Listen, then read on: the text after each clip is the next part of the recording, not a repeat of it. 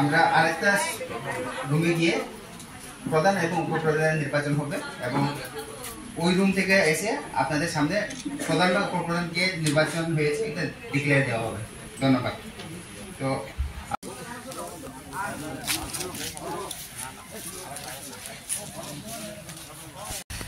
চরিলাম কেন্দ্রে আমরা আড়ালিয়া গ্রাম পঞ্চায়েতে একটা ভোট টেকিং দিন ছিল আড়ালিয়া গ্রাম পঞ্চায়েতে, কিন্তু আমরা আজকে এখানে আয়া দেখলাম যে আমরা টিপ্রামথা চারজন যে মেম্বার তাদের জন্য বসার কোনো অ্যারেঞ্জমেন্ট নেই এবং যারা লিডার্সরা ভোট টেকিংয়ে যারা আছেন তাদের লেগে কোনো অ্যারেঞ্জমেন্ট নেই।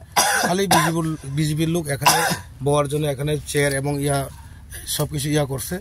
তো আমরা এখানে দেখলাম কোনো অ্যারেঞ্জমেন্ট নাই। তো আমরা এই ভোট টেকিং থেকে আমরা বেরোয় আসলাম।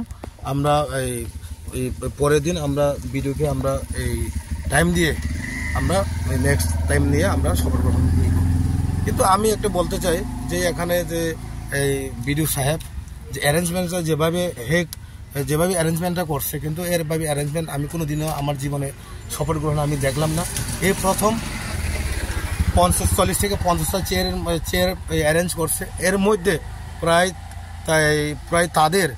70 থেকে 80 জন লোক তাদের, আমরা আছে প্রায় 50 থেকে 60 জন, কিন্তু আমাদের কোনো বসার জন্য এবং এই লিডার্স এবং যারা আগত তাদের কোনো বসার জন্য কোনো একটা ব্যবস্থা করা হয়নি। তাই আমরা ভোট টেকিং আজকে নিব না। আমরা এই 1-2 দিনের পরে বিডিওর সঙ্গে কথা বলে আমরা ডেট নিব। তো এটা কিন্তু একটা জিনিস আমি বলতে চাই, এটা কিন্তু বিডিও সাহেবের ব্যর্থতা, টোটালি ব্যর্থতা।